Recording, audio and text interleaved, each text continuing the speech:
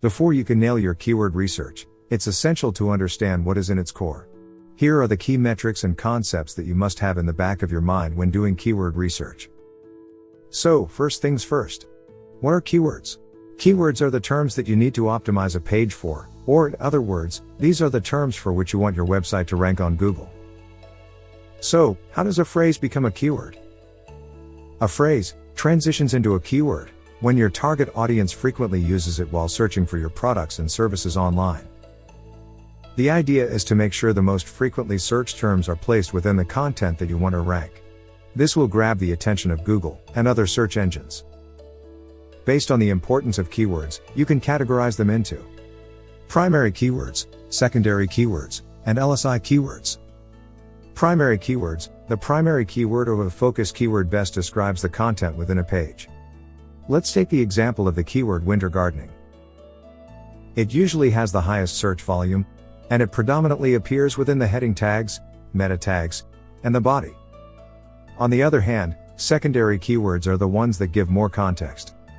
For example, winter gardening tips, winter gardening crops. As you can see here, they are longer than the primary keyword and have comparatively less search volume. However, using secondary keywords within your content is imperative to rank higher for the focus keyword. Coming to LSI keywords, they also help search engines better understand the context of your content. But unlike the secondary keywords, they are not the longer versions of the primary keyword. Instead, these are the terms that provide more relevance to the topic. For example, harvest carrots, fall harvest, easiest plants to grow. These are all LSI keywords within this page that are helping it to rank higher on Google. Now that you know the types of keywords based on their importance, you must use them within the content wisely. But whenever you do so, don't go overboard and stuff them into your content. Also, make sure to choose long-tailed keywords based on your website's current organic performance. Search volume is the second most important factor to consider when doing keyword research. So, what exactly is search volume with regards to SEO? Search volume is the number of times a keyword is searched from a particular location in a specific time frame. As you may already know, keywords are your trump card to appear on top of Google search. That's how people find you. If a keyword doesn't have a great search volume, then chances are, people aren't really using it when searching online. Picking the right keywords with good search volume, and using them naturally in your content is super important to rank higher on search engines and also for the target audience to find you. That's how your website climbs up to the top of SERPs. So, what's the ideal search volume you must target for your website? As much as I want to give you the numbers, the truth is it depends on different factors. Yes, the ideal search volume depends on your niche, the type of keyword, and the season. First, let's talk about your niche. Based on the popularity of your niche, the search volume can increase or decrease. For example, the keyword, best travel credit card, has a high search volume of 49,500. Whereas the keyword solar battery charger just has 14,800. This is because there are more people out there looking for travel credit cards than solar chargers. Now, let's see how the type of keywords you target decides the search volume. If you are trying to rank for a short-tailed keyword, the search volume usually tends to be higher. But, what you also have to consider is the competition. A keyword with more search volume can be very difficult to rank. Long-tailed keywords with 3 or more words tend to have low search volume compared to other types of keywords. Even though there are exceptions, this is true in most cases. Long-tail keywords are more intent specific, and when optimized, they target a small but highly focused audience. The third factor that determines the search volume of a keyword is the season. Some keywords see a spike in the search volume during a specific period. For example, the keyword, when are NFL playoffs? This keyword is most searched during January when the National Football League happens every year. You can see the volume decreasing after the season ends. All this concludes that search volume isn't a static number. It can change based on many factors. If yours is a micro-niche business, like Stockhouse, which focuses only on selling horseshoe supplies, you may encounter less search volume for your keywords. However, the conversions after ranking for the keyword will be high because they are highly intent specific. So, our advice is to consider search volume as a relative term. Now, here is our answer to your question about ideal search volume. Ideal search volume depends upon factors such as the type of keyword you target, the niche, and the audience your website caters to. When looking for keywords with good search volume, you may stumble upon the term keyword difficulty. Keyword difficulty, like the name suggests, is a metric that helps evaluate how difficult it's to rank a particular keyword on the search results page. It's determined based on the domain authority, page authority, and content quality of the websites that are already ranking for the keyword. Checking the keyword difficulty is a very important part of the keyword research process. Along with other factors like search volume and the length, which we discussed in our previous episode, keyword difficulty also helps SEOs choose the right keywords to target. However, it isn't a definitive score. Different SEO tools show different metrics. Google, like always, hasn't revealed whether KD is one of their highly secretive ranking factors. So, why is it that SEOs still check this speculative number before zeroing down on keywords? That's what we are going to discuss in the later part of this video. Let me tell this up front, keyword difficulty is highly relative to the authority of the website that you are optimizing. What I mean is, if you are optimizing for a site that's already established, high keyword difficulty shouldn't stop you from targeting a hard keyword. For example, Stan Ventures is currently ranking for the super hard keyword search engines, in the second position of Google. Though it was required of us to put in great effort, let me tell you, it wasn't Herculean. That's because Stan Ventures already had a strong domain rating of 63. This made it easy for us to rank even for highly competitive keywords. The point is, if you are trying to rank a fairly new website, it's ideal to go for keywords with easy or medium difficulty. Not because you don't stand a chance to rank for it, just that there are higher authority domains out there for you to battle out. What we recommend you is to check the keyword difficulty manually. It doesn't matter which SEO tool you are using, there isn't a better tool than your brain. Checking the KD manually is quite easy. Here is how you do it. Step 1. Check the intent of the keyword. If you are a blog, you really don't want to get scared by the keyword difficulty of a transactional or buyer intent keyword. Step 2. Check the number of referring domains that are linking back to the top 10 ranking sites on the SERPs. Step 3. Analyze the type of backlinks they have received and see how many of them are relevant. Step 4. How many relevant backlinks are from high authority domains? Step 5. If the number of high authority contextual backlinks are less, the keyword is all yours to rank. As an SEO, your key focus must be to identify the right type of keyword for the website. Now that you know how to select the right keywords, what should be the ideal keyword density for your content? In simple SEO terms, keyword density is nothing but the number of times a focus keyword or the primary keyword appears on a web page. In the early days of search engines, keyword density was one of the SEO tactics that was highly exploited to rank websites higher on SERPs. Most website owners stuffed keywords within the content, making it dull and unnatural. But Google put an end to this back in 2011. They introduced the Panda update that took out unnatural content out from the top SERP positions. Now, the search engine giant has become even better in understanding unnatural content. Their algorithms are looking closely at the user's experience to understand whether the keywords are used unnaturally. So, now let's get into the million-dollar question. What should be the ideal keyword density after considering all these aspects? According to the traditional keyword density calculations, the ideal keyword density of a page is be around 1.5 to 3%. That means, for a 1,000-word article, the focus keyword can repeat up to a maximum of 30 times. I think Google has passed that age. With natural language processing algorithms such as BERT, which can easily understand the context of each word within a sentence, the percentage and of course the number of time the keyword appears, may not matter much any longer. So, what is it that Google is looking for today? Of course, the keywords still matter, but you must have a holistic approach. Consider using a set of keywords rather than one, and embed them contextually in the content. This will fulfill the topical relevance, which Google wants to see when ranking a page for a specific search query.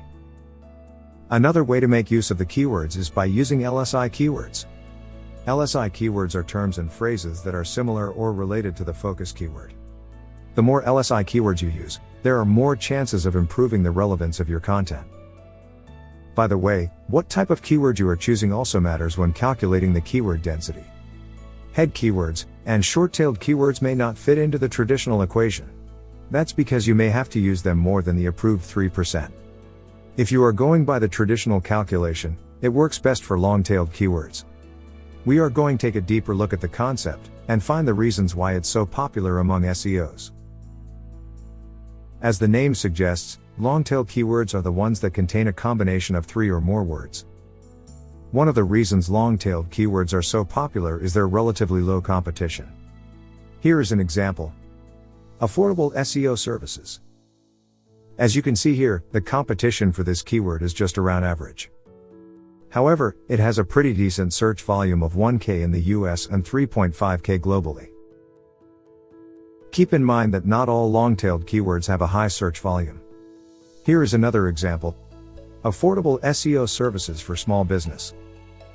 As you can see, it has less search volume than affordable SEO services. However, it's more specific. So, don't get carried away by the low search volume of long-tailed keywords. Here is why. If you focus on ranking for long-tailed keywords, you also stand a chance to rank for hundreds of other related keywords. Wondering how that's possible? Let's take one of Stan Venture's popular blogs for example. We are currently ranking in the 2nd position for the long-tailed keyword, affordable SEO services for small businesses. As you saw earlier, this keyword only has a search volume of 450 in the US. Ideally, this means our article should get organic traffic less than 450, right? But that isn't the case here. As you can see, this particular article is currently ranking for more than 117 related keywords in the US. It gets around 650 monthly organic visitors. And interestingly, most of the related keywords are also long-tailed. It's worth noting that, even though we targeted the keyword affordable SEO for small businesses, we are currently ranking in the 2nd position for the related keywords affordable SEO and affordable SEO services. Both these keywords have even more search volume than the one we targeted. This means, if you optimize the content with long-tailed keywords, you get the added benefit of ranking for a whole lot of other related search terms, adding up to massive total search volume. Keep in mind that, users with specific intent use long-tailed keywords more often. That's because such long phrases will fetch them best results. The truth is, long-tailed keywords are more intent specific than rest of the types. And they help SEOs understand the real intent behind what made the user type the particular query. For example, latest Google algorithm update is an informational intent long-tailed keyword. It's entered only by users who want to know if Google tweaked the algorithm recently. On the other hand, best blogger outreach service is more of a commercial intent keyword. And the intent of the user is to choose between different service providers. Whereas the keyword buy blogger outreach backlinks has transaction or buyer intent. That's because the user has already made up the mind to buy backlinks. According to Statista's report on US search queries for 2020, more than 40% of queries entered have more than 3 words. Not to forget, long-tail keywords are also an integral part of optimizing for semantic search, and also to make the natural language processing algorithms better understand the context and the relevance of your content. Coming to voice search, users tend to feed in long-tail conversational phrases that are very specific. Using these terms in your content can also help you rank for voice search results. Now, let's take a look at branded and non-branded keywords. So let's dive in. To put it simply, branded keywords are keywords that have brand names attached to search query string. For instance, the keyword Cartier bracelet.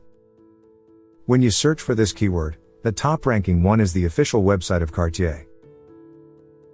Then when you look at the search volume of the keyword, it is pretty huge. This means that the brand's popularity is sizable, and the target audience knows about the offered products. You can also see that the popularity of this branded keyword is increasing even on Google Trends. Let's check some of the other branded keywords for which Cartier currently ranks. You can see that there are quite a few. If you find more branded keywords, with an increasing trend in the search volume, it's an indication that people are interested in your brand. They are using navigational keywords to search for your products online. You can see the same here with Cartier. On the other hand, if a website sees brand keywords are steadily decreasing and the search volume reducing for the existing ones, it indicates that the popularity is dropping in the market. Let's check how the popularity of Samsung smartphones in the US decline with the increasing demand for iPhones.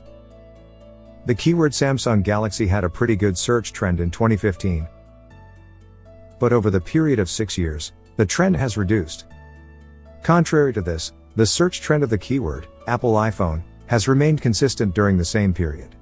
You can see the search trend increases during August and September every year. That's when Apple announces its new range of iPhones. Let's now check non-branded keywords. Non-branded keywords are generic search terms entered by users. Unlike the users who type branded keywords, they may or may not have prior knowledge about your brand. However, depending on the type of keyword they have entered, the search engine may find your content relevant to rank on the top of the results. For example, in the case of Cartier, you can see that they are ranking for non-branded keywords as well. Ranking for such keywords help in finding the right target audience, both new and existing. We are going to discuss keyword cannibalization, and how it can ruin your SEO growth prospects. Keyword cannibalization occurs when pages with identical content try to rank higher on Google for the same keywords. Thinking about why this is a bane rather than a boon? Let me explain. When you have similar pages locking horns to rank for the same keywords, Google gets confused which one to rank higher. Have you heard about Ouroboros, the dragon that eats its own tail and create infinite loops of birth and destruction? Keyword cannibalization is the SEO replica of this ancient symbol. Basically, your website is trying to compete against itself, and this results in neither of these pages ranking. That's not it. Keyword cannibalization also results in low content authority, low page authority, wrong pages ranking higher, blogs ranking for money keywords. Now you know keyword cannibalization is bad for your SEO. But how can you keep your website safe? That's what we are going to discuss in the later part of this video. You can zero down on cannibalized pages using different methods. Method 1. Using Easy Content Audit. Log into Ahrefs. Go to the top pages report. Now click Export. Look for similar pages, and identify the ones that have similar content. This is a manual method of finding cannibalized pages on your website, and works best for a smaller site with less than 20 pages. Finally, after identifying pages with similar content, merge them into one. Method 2. Historic Ranking Analysis. Take a look at historic rankings in Ahrefs. Analyze traffic and rankings drop. Here, these two pages are ranking for the same keyword Moz domain authority, and their content is similar in nature. So, this certainly is a cannibalization issue which has to be fixed. Method 3. Advanced Search Operators. Using the search operators, URL, and Untitled, you can identify potential cannibalization issues. Let's take the example of the keyword featured snippets. As you can see, we are ranking for multiple articles with content that's almost identical. These are ideal candidates for 3-not-1 redirect or content merging. Method 4. Check the URLs ranking for the same keyword using Ahrefs. This feature in Ahrefs is a handy one to find keyword cannibalization issues on your website. Method 5. Using Keyword Cannibalization Detection Template. Step 1. Open the Google Sheet link provided in the description below. Step 2. Make a copy of it. Step 3. Download your organic keywords results from Ahrefs. Remove the duplicate keywords, and save the Excel sheet in CSV format. Step 4. Go back to the copy of the template and select the cell A1. Now, click on File, Import, and select the Excel sheet which you saved recently. Step 5. Wait till the formula gets fully executed. Step 6. Click on the Results tab, and you can find potential keyword cannibalization issues. Now, let's fix keyword cannibalization issues using different methods. Method 1. Consolidate your content. If your site has multiple pages that are targeting the same keyword, the best way to clean up the problem is usually by doing 3-not-1 redirects. If you have two similar pages that add only a little value to the users, combine them into one high-value resource. To start with, identify the page that is performing well on Google. Merge the content from the competing page. When choosing the page to keep, check for metrics such as the number of referring domains and number of keywords ranking. Retain the one that has better quality signals and delete the other. Now, set 3-not-1 redirect to the consolidated page you just created. Method 2. Update internal links. A flawed internal linking strategy could be the prime suspect for keyword cannibalization. Search engines are confused when you link to multiple pages using the same anchor text. You can easily fix this issue by going through all the internal links pointing to the cannibalized pages. All you need to do is update the target URL to the page you want to rank higher. Method 3. Canonicalize the page. Another method to fix cannibalization issue is by adding canonical tag. Adding canonical URL to weaker pages tells Google to ignore them from ranking. This way, all the quality signals are passed to the canonicalized version. Method 4. Fix on-page issues and create new intent-focused content. Let's take these two blog posts of Stan Ventures. While the former ranks for keywords like White Hat SEO Services, White Hat SEO Tactics, and White Hat SEO Techniques, the latter ranks for keywords White Hat Link Building and White Hat SEO Link. If you take a look at the SERPs, the search results are completely different for the keywords White Hat SEO and White Hat SEO Link Building. We can go ahead and update the meta tags, remove extra keywords, and change the URL for this blog post. Including the main keyword White Hat SEO Link Building will help in giving a clear message to Google about the target keyword. This way we can solve the cannibalization issue, and also help in ranking the page for the right keywords. Method 5. Plan your content to prevent cannibalization. Before creating any new content, do a mandatory check using SEO tools like Ahrefs or SEMrush. See if you've created similar content for which the keywords are already ranking. If it's already there, you can avoid creating the same content again. If you don't have any paid SEO tools, you can also check your sitemaps and do a URL search to see if you've already created that content in the past. Method 6. Have the same URL for evergreen content. When you create evergreen content, it's always a good practice to maintain the same URL forever. This can help increase the page authority over time. Let's take an example of Stan Ventures' blog post SEO Trends. Every year, we update the latest SEO trends in the same URL. We just update the content and add the year 2022 to the H1 and the title. Hope you enjoyed it. Subscribe to this channel to watch the part 2 of this video as soon as we upload it.